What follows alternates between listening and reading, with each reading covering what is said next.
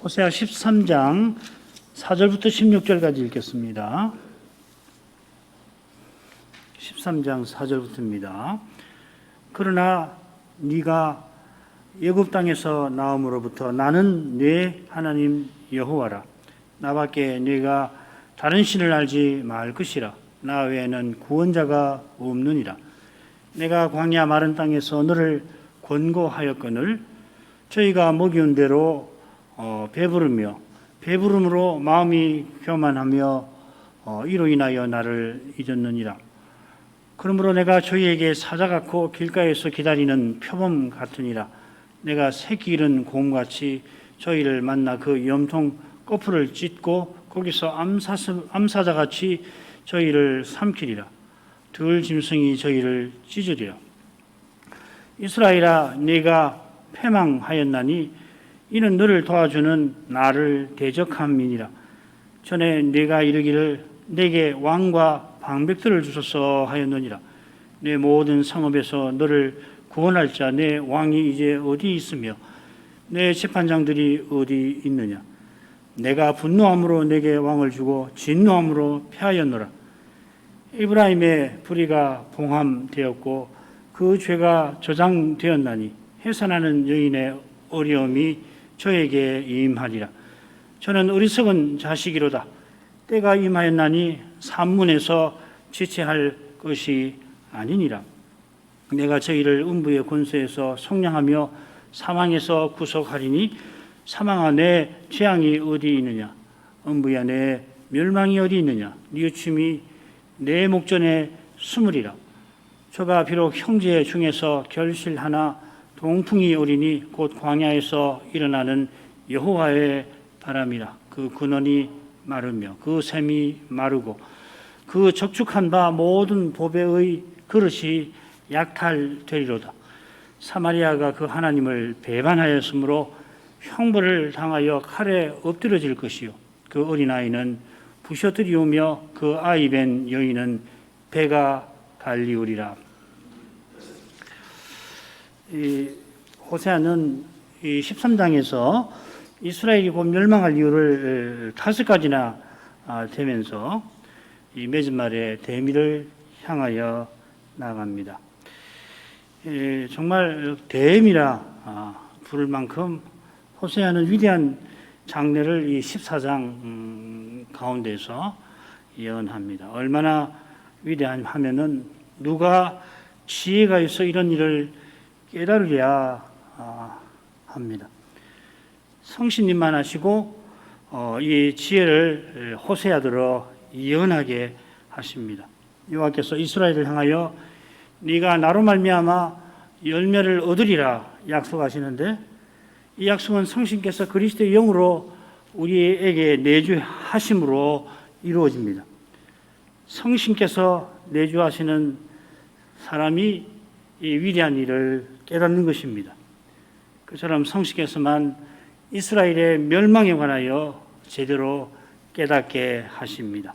멸망을 전하는 선자의 말씀에서 하나님의 귀한 사랑이 드러나서 그러합니다. 그 사랑이 멸망의 두 번째 이유를 밝히는 자리에서 환히 드러납니다. 4절부터 8절을 읽겠습니다. 그러나 네가 애굽 땅에서 나옴으로부터 나는 내 하나님 여호와라. 나밖에 네가 다른 신을 알지 말 것이라. 나 외에는 구원자가 없느니라.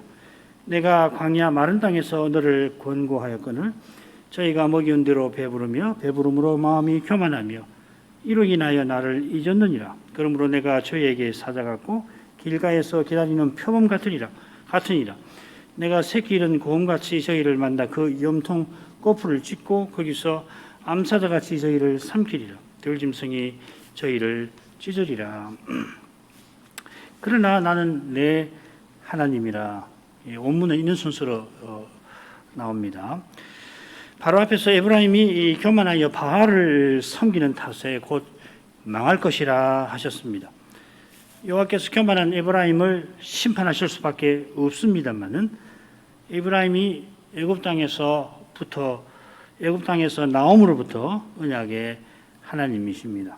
번역대로 하자면은 출애굽 이래로 언약의 하나님 되신 것처럼 읽히는데 출애굽 전에도 그래서 이집트 땅에서부터 이스라엘의 하나님이십니다. 이것은 나 외에는 구원자가 없느니라 하신 것과 짝을 이룰 겁니다. 그래 4절 처음 나는 내 하나님 애굽 땅에서부터 언약에 내 하나님 여호와라 하는 것하고 나 외에는 구원자가 없느니라, 이걸 합하면은 십계명의 무리말과 비슷해지겠죠. 나는 너를 애굽 땅 종되었던 집에서 너를 인도하여는 너희 하나님 여호와니라. 여호와께서 전에 이집트 땅에서 이스라엘을 나오게 하셨고 이제도 이스라엘에게 구원자로 계십니다. 두 내용 가운데 여호와께서 나밖에 네가 다른 신을 알지 말 것이라 권합니다. 어떤 역본들은 어떻게 번역하냐면은 나밖에 네가 다른 신을 알지 못한다 이렇게 번역을 합니다. 이렇게 번역한 건 아마도 이스라엘이 여호와 대신 바알을 더욱 섬기고 있는 그 현실을 고려해서 권고가 아니라 서술로 번역을 한 것 같습니다. 그런데 이 현실에서 선자의 말씀을 듣는 남은 이들이 있습니다. 이들이 이 괴로운 현실에 좌절하지 말고 여호와를 가까이 하라고 권고하시는 것 같습니다. 다들 우상 섬기는 현실에서 홀로 여호와를 섬기는 것이 결코 쉽지 않습니다. 조용히 여호와를 섬기려 하더라도 가까이는 식구들이, 나아가 친구들과 이웃들이, 더 나아가 국가 권력이 가만두지 않을 것입니다. 참된 관용은 오직 은혜로 구원받는다고 믿는, 그러니까 구원 얻는 일에 사람의 기여를 일체 전혀 인정하지 않는 참된 종교에서만 참된 관용이 가능합니다. 사람의 힘으로 사람의 뜻을 이루려고 하는 곳에서는 하나님의 지혜와 능력이신 그리스도로 행하는 사람을 마침내는, 처음에는 모르니까 놔두더라도 마침내는 그냥 두지를 못하게 될 것입니다. 둘은 마냥 함께 가지를 못합니다. 무엇보다 오직 그리스도를 믿는 신자는 사람의 힘과 꾀를 추구하는 그런 일을 결코 따를 수가 없는 겁니다. 그러니까 오해와 미움을 자연 받게 됩니다. 물론 되갚지 않고 묵묵히 당합니다. 이런 모습에 어떤 사람은 감명을 받아서 돌이키는 이도 있겠지만은 오히려 더 미움을 받습니다. 그 이유는 다른 사람을 비난하지 않고 겸손히 주님만 쫓아가는 그 태도에 사람의 힘과 꾀를 추구하는 죄가 드러나서 그러는 것입니다. 이럴 때 연약한 사람은 이런 현실, 억울한 현실을 견디지 못합니다. 주님을 인하여 실족하기 쉽습니다. 우상 섬기는 사람들은 오히려 잘 되고 하나님 말씀대로 살려는 그런 자신은 그렇지 못하게 될 때에 누구라도 그렇게 됩니다. 시편 73편이 좋은 예가 되겠죠. 이런 이들을 위해서 하나님께서 선지자를 보내시는 겁니다. 시험을 이길 길을 친히 보여주려 하시는 것입니다. 여호와께서 다시금 출애굽 사건을 언급하시면서 이스라엘의 심판을 경고하십니다. 여호와께서 광야 마른 땅에서 이스라엘을 권고하셨습니다. 이 권고하셨다 하는 말은 사전에 나온 안다라고 하는 말과 같은 말입니다. 야다라는 말입니다. 여호와께서 광야에서 이스라엘을 아셨습니다. 이 사랑하셨다고 새겨도 좋을 정도입니다. 우리가 호세아 2장에서 살핀 대로 여호와께서 이스라엘과 언약 맺으신 것은 아내로 삼으신 것입니다. 그런데 하나님 언약이 높고 넓어서 이스라엘을 내 장자로 삼은 것이기도 합니다. 그 외에도 하나님의 성전이라든지 도성이라든지 백성이라든지 권석이라든지 포도원이라든지 포도원을 삼으시는 것으로도 언약을 표현하기도 합니다. 하나님 언약이 너무도 호방해서 그렇습니다. 물론 6절에 나온 대로 주께서 목자가 되셔서 이스라엘을 먹이시고 인도하시는 것이기도 합니다. 광야 마른 땅에서 이스라엘이 푸른 초장으로 이끄심을 받아 내가 부족함이 없으리로다 하고 고백하게 하셨습니다. 약속의 땅으로 가는 길에 아무 부족 없이 여호와께서 먹을 것과 입을 것을 베푸셨습니다. 신명기 8장 3, 4절이 그 말씀이죠. 날마다 주시는 만나와 반석의 이 물에서 오실 메시아를 바라보는 사람은 가나안을 향하는 길에서 영원한 나라를 미리 맛보았을 것입니다. 이스라엘이 먹이온 대로 배부르며 한 것은 광야에서 주께서 먹을 것을 주신 것을 가리키는데, 이어 배부름으로 마음이 교만하여 이를 인하여 나를 잊었다 하신 것은 가나안 들어간 다음에 이스라엘이 타락한 것을 가리키는 것 같아요. 왜 그렇게 볼 수 있냐면은 여기 배부름이나 마음이 교만함이나 여호와를 잊었다라고 하는 것이 신명기 8장 7절 이하에 나와서 그렇습니다. 10절에 11절에 14절에 이 신명기 8장 7절 이하에서 모세는 뭘 말하느냐면 이스라엘이 가나안에 들어갔을 때에 이런 상태에 떨어지지 말라고 경고를 하고 있습니다. 달리 표현하면은 호세아 13장 6절 후반절은 이스라엘이 이 모세의 경고를 무시하고 세상 영화에 취하여서 여호와를 잊어버린 것을 가리키는 것으로 보는 것이 좋습니다. 이 분위기는 출애굽 때 광야 생활을 이야기하는 것 같은데 자세히 들여다보고 특별히 신명기 8장 내용을 참고할 때 이렇게 해석하는 것이 좋습니다.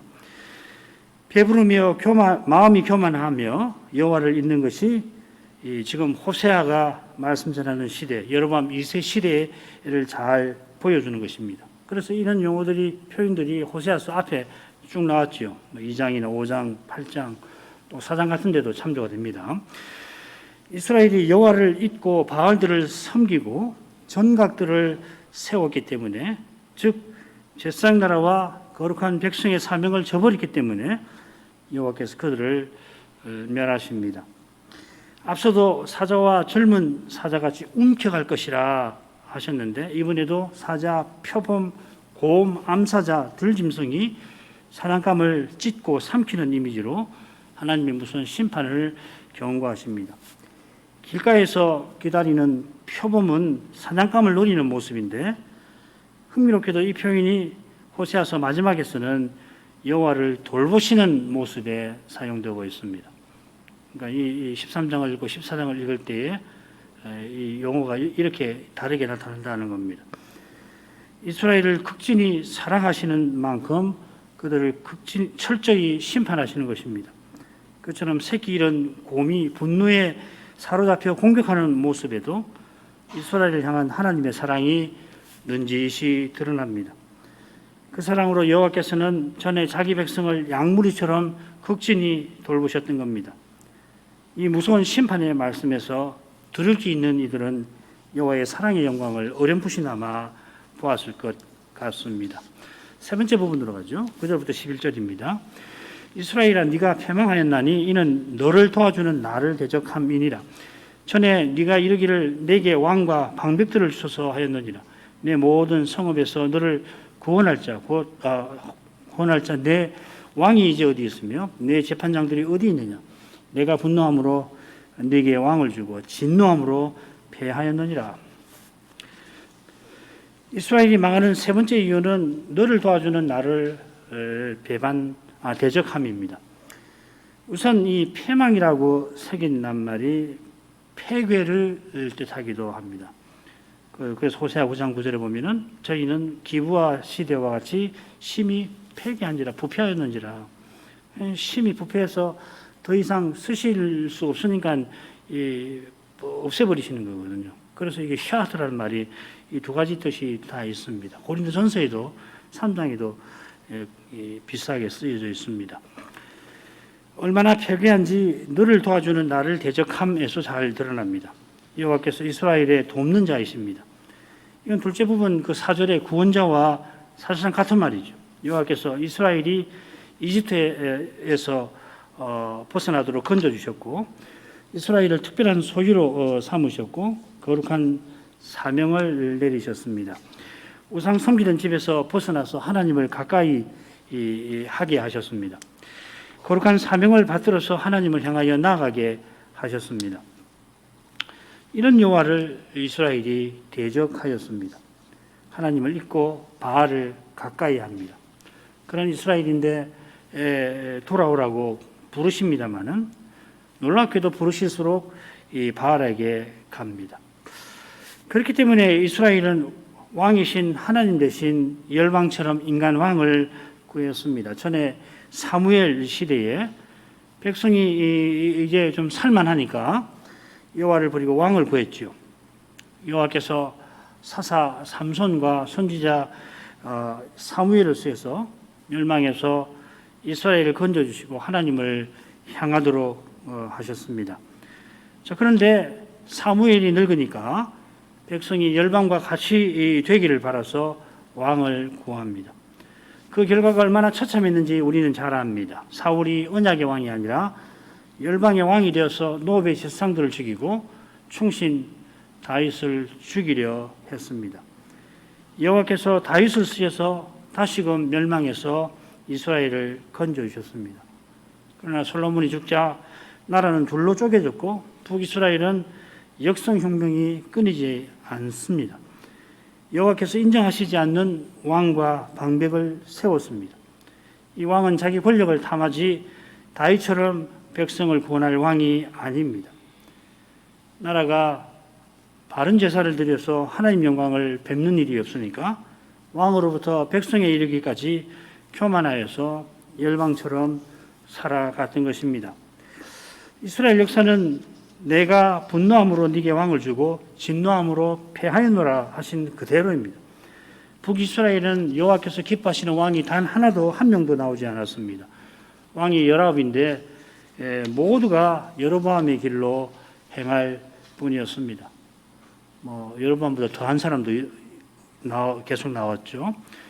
남유다는 물론 다윗같이 행한 왕들이 들어있긴 합니다. 그러나 그렇지 못한 왕들이 훨씬 많았습니다. 유다도 이스라엘처럼 결국 망하고 말았습니다. 힘센 나라가 언약의 나라들을 무너뜨린 겁니다만은 만왕의 왕께서 그리 하게 하신 겁니다. 여호와께서 왕을 주시기도 하고 패하시기도 합니다. 다니엘이 느부갓네살의 꿈에 담긴 교훈을 깨닫게 되었을 때 찬송을 드리면서 자기에게 지혜와 총명을 주셔서 이 교훈을 깨닫게 하신 하나님이 왕들을 패하시고 왕들을 세우시는 분이라고 고백합니다. 바로 그분이 메시아를 보내어서 영원한 제국 세우실 뜻을 다니엘에게 알리셨습니다. 그분 자신이 친히 메시아로 오셔서 그 뜻을 이루십니다. 이 거룩한 영광이 여호와의 분노에 관한 말씀에서도 비치고 있습니다. 네 번째 부분입니다. 에브라임의 불의가 봉함되었고 그 죄가 저장되었나니 해산하는 여인의 어려움이 저에게 임하리라. 저는 어리석은 자식이로다. 때가 임하였나니 산문에서 지체할 것이 아니니라. 내가 저희를 음부의 권세에서 속량하며 사망에서 구속하리니 사망아 내 재앙이 어디 있느냐. 음부야 내 멸망이 어디 있느냐. 뉘우침이 내 목전에 숨으리라. 이스라엘이 곧 망하는 넷째 이유는 에브라임의 불의와 죄에 있습니다. 여기 이 불의, 이 죄라고 하는 말은 이 다니엘의 회개 기도에서 예루살렘을 멸망하게 하는 원인으로 나옵니다. 불의가 봉함되고 죄가 저장되었다 한 것은 심판하시려고 에브라임의 불의와 죄를 여호와께서 한시도 잊지 아니하셨다 하는 뜻입니다. 이 봉합이라는 말은 이사야의 계시를 잘 간직하라 하신 바로 그 표현인데 그만큼 이 계시를 잘 보관하라 하셨는데 그만큼 여호와께서 에브라임의 죄도 결코 잊지 아니하십니다. 여호와께서는 지극히 거룩하십니다. 독생자를 아끼지 아니하실 만큼 우리의 죄를 철저히 다루십니다. 우리가 하나님을 가까이 하는 길은 오직 그리스도와 그분의 공로뿐입니다. 하나님께 나올 때마다 이것을 명심해야 됩니다. 그런 태도로만 일상의 소명도 이룹니다. 달리는 허망하게 자기 영광을 추구하고 말 것입니다. 이스라엘의 멸망이 해산의 고통을 통해서 언급됩니다. 해산하는 여인의 어려움, 이 산통이라는 말입니다. 이건 가장 큰 고통을 뜻합니다.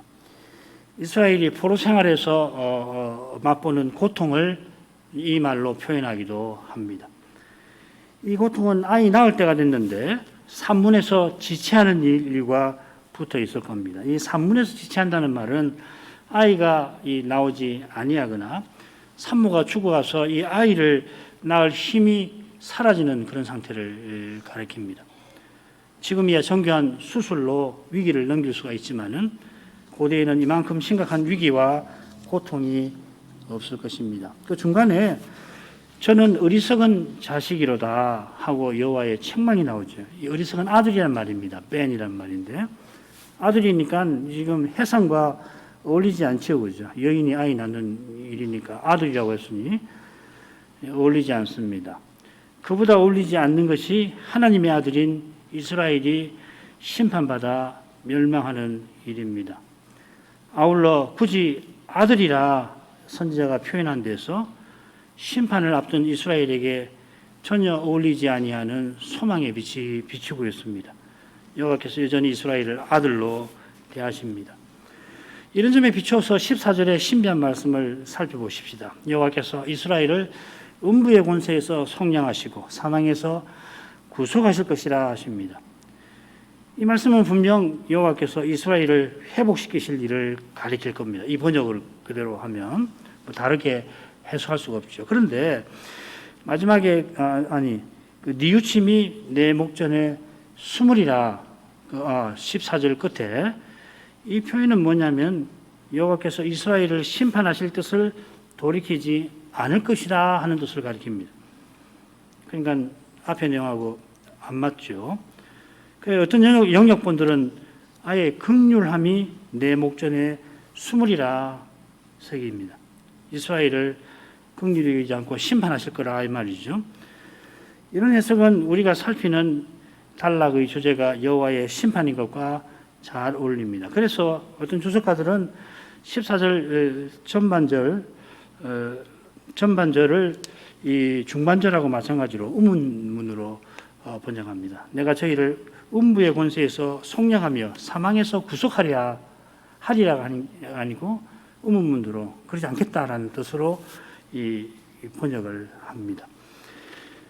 그러나 우리가 호세아서에서 줄곧 살핀 것처럼 여호와께서 심판을 경고하시고는 곧장 장차 구속하실 뜻을 밝히시곤 합니다.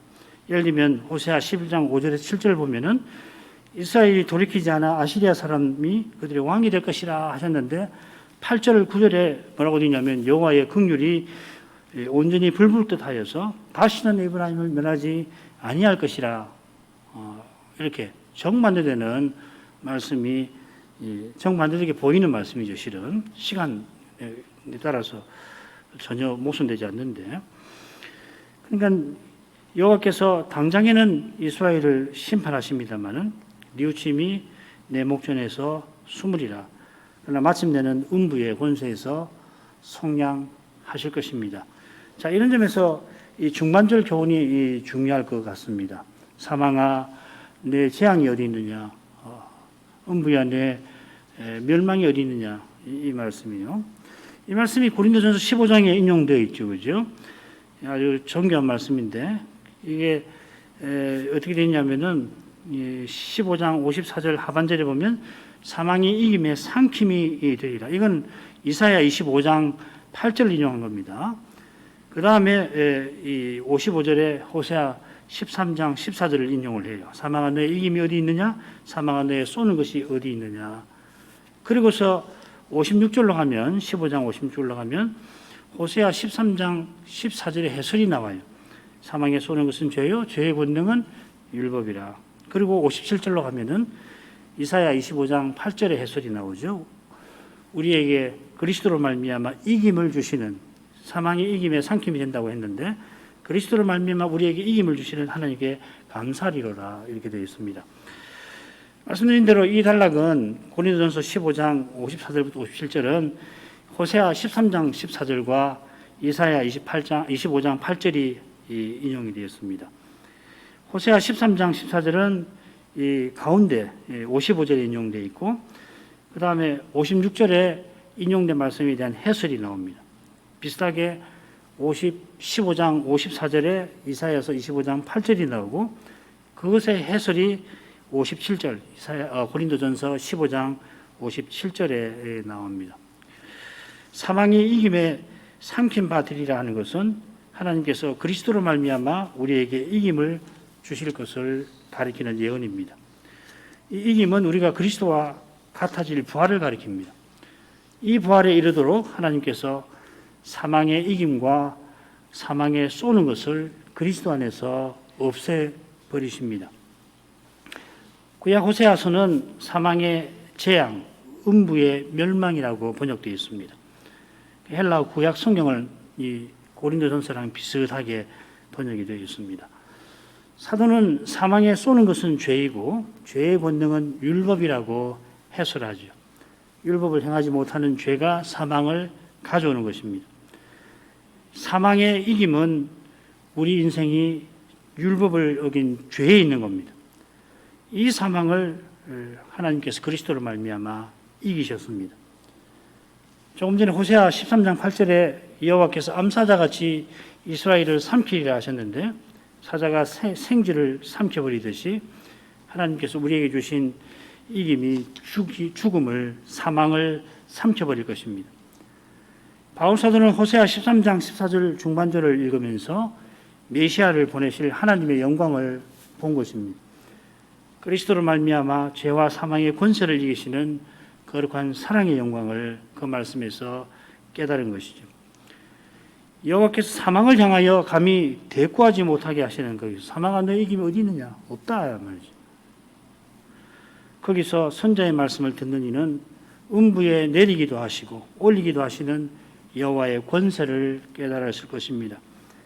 이스라엘이 곧 포로 잡혀갈 것인데 에스겔의 이상에서는 그것이 마른 뼈와 같은 상태, 곧 죽은 상태입니다. 그러나 내가 너희 무덤을 열고 너희로 거기서 나오게 한즉 너희가 나를 여호와인 줄 알리라. 마른 뼈와 같은 이스라엘을 향하여 이렇게 말씀하십니다. 선자의 말씀을 받는 이는 포로 잡혀가는 길에서 여호와 안에서 사망아 너의 멸망이 어디 있느냐 외칠 것입니다. 이런 믿음이 장차 적그리스도의 핍박이 극심한 시대를 역시 이길 것입니다. 그처럼 죽음의 그늘이 무겁게 누르는 그런 때에 우리 인생이 연약하지만은 마침내 그리스도를 힘입어서 사도처럼 외치며 죽음을 향하여 담대히 나아가게 하실 것입니다. 마지막 부분 갑니다. 15, 16절. 저가 비록 형제 중에서 결실하나 동풍이 오리니 곧 광야에서 일어나는 여호와의 바람이다. 그 근원이 마르며 그 샘이 마르고 그 적축한 바 모든 보배의 그릇이 약탈되리로다. 사마리아가 그 하나님을 배반하였으므로 형벌을 당하여 칼에 엎드러질 것이요 그 어린아이는 부셔뜨리오며 그 아이 벤 여인은 배가 갈리우리라. 이스라엘이 망하는 마지막 이유는 사마리아가 그 하나님을 배반한 겁니다. 이 내용 앞뒤로 이스라엘이 망하게 되는 그 사실이 나오고 있죠. 15절에 저는 앞서 나온 에브라임을 가리킬 겁니다. 에브라임이 형제 중에서 결실한다. 에프라임인데 이 이름에 결실한다. 파라, 에프라임.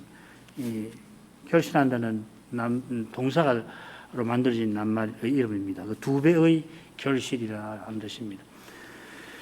원문은 어떻게 되냐면은 형제들의 아들로서 에프라임이 결실한다 이렇게 되겠습니다. 이 형제들의 아들이라는 말은 에브라임이 요셉의 아들이면서 요셉의 형제들과 함께 지파를 이룬 것을 가리키는 것 같습니다. 게다가 에브라임은 요셉의 작은 아들이지만은 장자가 되었고 세상에서 번식하고 여기 같은 말입니다. 결실한다. 파라입니다. 형 므낫세보다 큰 자가 되리라는 야곱의 예언대로 결실하였습니다. 그처럼 장차 이스라엘 자손의 수가 바닷가에 모래같이 되어서 측량할 수 없고 셀 수도 없을 것이다. 이 호세아서 1장에 나오는 예언이죠. 그러나 동풍이 와서 에브라임의 근원이 마를 것입니다. 에브라임, 이스라엘이 망할 겁니다. 이 동풍은 아라비아에서 불어오는 열풍인데 여호와의 바람을 가리킵니다. 열풍이 불어와서 풀이 마르고 꽃이 시드는데 이 열풍은 이 근원이 마르고 샘이 마르게 합니다. 얼마나 강력한 열풍인지 모릅니다. 이것은 그 적축한 바 모든 보배의 그릇이 약탈되리로다 한 그 일을 가리킬 겁니다. 이 보배의 그릇은 에프라임의 이스라엘의 번영을 길 겁니다. 유다가 멸망할 때 성전의 금은 기명이 약탈을 당한 것처럼 보배의 그릇이 약탈된다는 것은 이스라엘이 곧 망하게 되는 겁니다. 여호와의 바람이 불어 근원과 샘이 마르게 된다는 것도 바르게 되는 것도 같은 뜻을 갖고 있을 겁니다. 이스라엘이 망한 이유가 그 하나님을 배반한 겁니다. 하나님을 배반하여 형벌을 당하는 것입니다. 이스라엘이 광야에서 여러 번 하나님을 배반하였습니다. 시편 78편 40절, 106편 7절에 그런데 가나안에 들어가서도 그리하였습니다. 이 시편 106편에 보면은 이 배반한다는 말이 이 7절, 43절에 나오고 한 군데 더 나올 겁니다. 열방에 섞여서 그들의 우상을 섬겨서 배반하였다. 배반한 것이 뭐냐면 열방과 섞여서 열방이 우상을 섬긴 것이다. 그래서 여호와께서 노하셔서 저희를 열방의 손에 붙이셨습니다. 이것이 형벌을 당하여서 칼에 엎드러질 것이라 한 그 뜻입니다. 얼마나 하나님의 심판이 두려운지 어린아이는 부셔뜨리우며 그 아이 된 여인은 배가 갈리우리라 한 경고에 잘 드러납니다. 에브라임이 이름대로 결실하였습니다마는 여호와를 배반한 탓에 번성하지 못하게 될 겁니다. 호세아 10장 끝에 보면은 어미와 자식이 함께 부셔졌다 같은 동사입니다. 이 바위에 어미와 자식을 내리쳐서 죽이는 거죠. 그런 일이 있었다고 이야기했는데 그와 같이 두려운 일이 곧 일어날 겁니다. 아시리아 군대가 입에 담지 못할 흉악한 일을 저지를 것입니다. 그런데 주 70년에 예루살렘이 망할 때에는 이보다 더욱 흉측한 일이 일어날 것입니다. 신명기 28장 52절부터 57절에 이 예언이 있고 이 예언이 이루어졌죠. 유약한 여인이 자기 태에서 놓은 자식을 먹는 그런 끔찍한 일이 일어날 것입니다. 왜 이런 일이 일어났냐면 메시아를 죽인 죄 때문입니다. 장차 하나님의 심판대에서 벌어질 일이 얼마나 두려울지 짐작하고 남음이 있습니다. 우리 죄가 이만큼 끔찍하고 그런데 바로 거기에 하나님께서 독생자를 아끼지 아니하고 내주신 이유도 있는 겁니다. 그리스도의 십자가를 떠나서는 죄 사함을 얻지 못합니다. 이처럼 분명한 진리가 없을 겁니다. 죄를 참으로 깨닫는 사람마다 즉시로 그리스도를 의지합니다. 마찬가지로 날마다 회개하며 그리스도를 바라봅니다. 선자가 이스라엘의 죄와 하나님의 심판을 이렇게 철저하게 집요하게 전하는 것은 우리가 오직 그리스도를 겸손히 믿게 하려는 것입니다. 그러한 믿음이 곧 나라가 망하는 호세아 시대에도 절실한 까닭입니다. 맞죠? 기도를 제목했습니다. 여호와께서 이스라엘을 심판하실 이유는 차고 넘칩니다. 더욱이 여호와께서 지극히 거룩하십니다. 호세아가 되는 5가지 이유 중에 단 하나도 이스라엘을 심판하고 남음이 있습니다. 우리가 단 하나의 죄로도 하나님의 심판을 피하지 못합니다. 죄가 차고 넘치는 이 세상에 살고 있어서 죄를 쉽게 생각하곤 합니다만은 하나님 눈앞에서는 모든 죄가 숨기지 못합니다. 하나님께서 길이 참으시는 것은 오직 그리스도를 통한 구원에 있는 것입니다. 우리를 향한 사랑에 있는 것입니다. 그리스도로 말미암아 사망을 불러온 죄를 없이 하셔서 사망이 이김의 삼킴이 되게 하실 것입니다. 달리는 인생이 사망의 권세를 이길 수 없습니다. 그리스도를 믿어 의롭다함을 받고 그리스도를 본받아 거룩한 사랑을 드러내는 사람이 죽음의 두려움을 이기는 것입니다. 몸은 죽여도 영혼은 죽이지 못하는 사람을 두려워하지 않고 하나님의 사랑을 의지함으로 끝까지 사명의 길을 걸어갈 수가 있는 것입니다. 바로 여기에 호세아 선자를 통해서 여호와께서 이스라엘 죄를 철저하게 드러내시는 이유가 있는 겁니다. 날마다 회개하고 그리스도의 공의를 의지하는 믿음이 어느 시대든지 중요합니다만은 우리 시대는 오직 그리스도를 고백하는 믿음이 절실한 그런 시대입니다. 그만큼 그리스도의 몸과 지체로 서나가는 길이 험난하기 때문입니다. 우리가 이것을 알고 또 겸손히 하나님 은혜를 간절히 구할 것입니다. 특별히 신학생들을 유학을 위해서 거기 가서 하나님 말씀을 잘 배울 수 있도록 위해서 기도하겠습니다. 기도하겠습니다. 걸어가신 아버지, 이 밤에 저희가 호세아 선지자가 전한 말씀을 함께 듣게 하셨습니다. 선지자가 저 위대한 메시아의 날을 전하려고 선지서 막바지까지 이스라엘의 죄와 하나님의 심판을 철저히 전한 줄 압니다. 이스라엘이 하나님의 심판을 도무지 피할 수 없음을 전하는 그 자리에서 심판하시는 그 하나님께서 장차 구원하실 일을 전하였습니다. 이러한 말씀이 곧 포로로 잡혀가는 그때에 또 포로 잡혀간 그 나라에서 친히 붙들어 주신 그 남은 자들로 하여금 주님의 자비를 의지하여 죽음과 같은 현실을 견디게 하시고 하나님의 약속을 믿고 남의 나라 종살이하는 거기서도 소명을 이루게 하려 하신 줄 믿습니다. 심판하시는 하나님께서 여전히 나는 내 하나님 여호와라 하십니다. 너희는 내 백성 아니라고 하신 그 하나님께서 여전히 내 백성이라 부르십니다. 그처럼 무서운 심판을 말씀하시는 바로 그 말씀에서도 하나님께서 여전히 자기 백성을 사랑하고 계심을 엿볼 수 있게 하십니다. 열방과 같아지려는 이스라엘에게 분노함으로 왕을 주기도 하시고 그 왕이 열방의 임금처럼 행함으로 진노하여 그 왕을 폐하시는데 바로 그 일을 통하여서 하나님이 만왕의 왕이심을 드러내실 뿐만 아니라 그런 분으로서 능히 약속하신 바대로 영원한 제국 세울 메시아를 보내실 것을 알려주십니다. 나라가 망해서 바벨론으로 포로 잡혀갔던 다니엘이 느부갓네살의 꿈을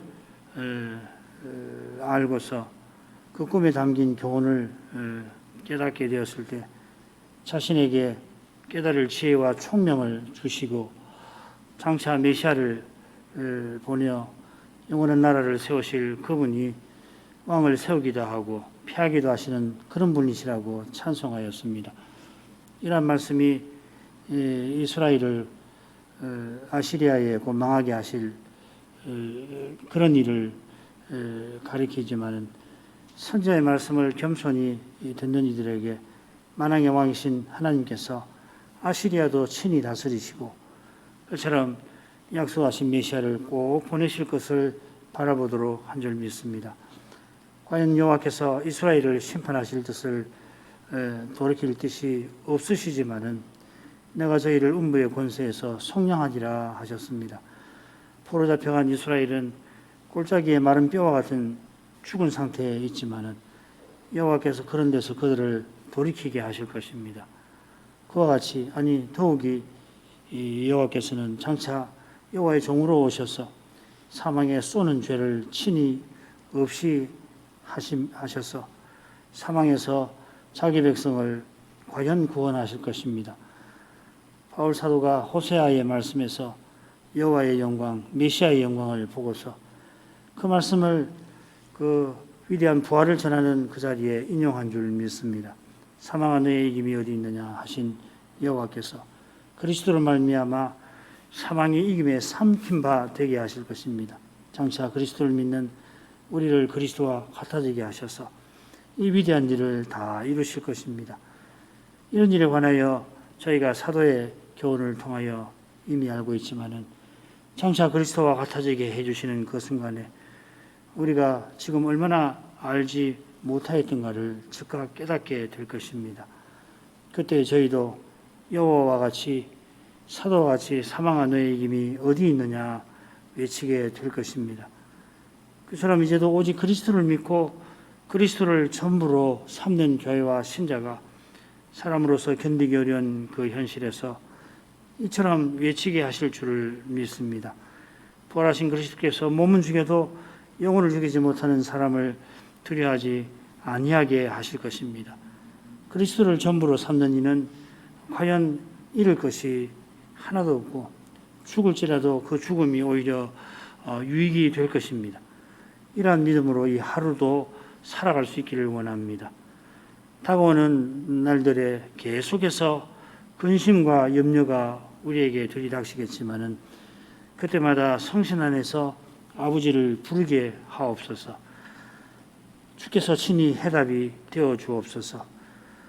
이 신비를 깨닫게 하셔서 탄식하며 기도하는 중에도 하늘의 기쁨을 맛보게 하옵소서. 예수님의 이름으로 기도합니다. 아멘.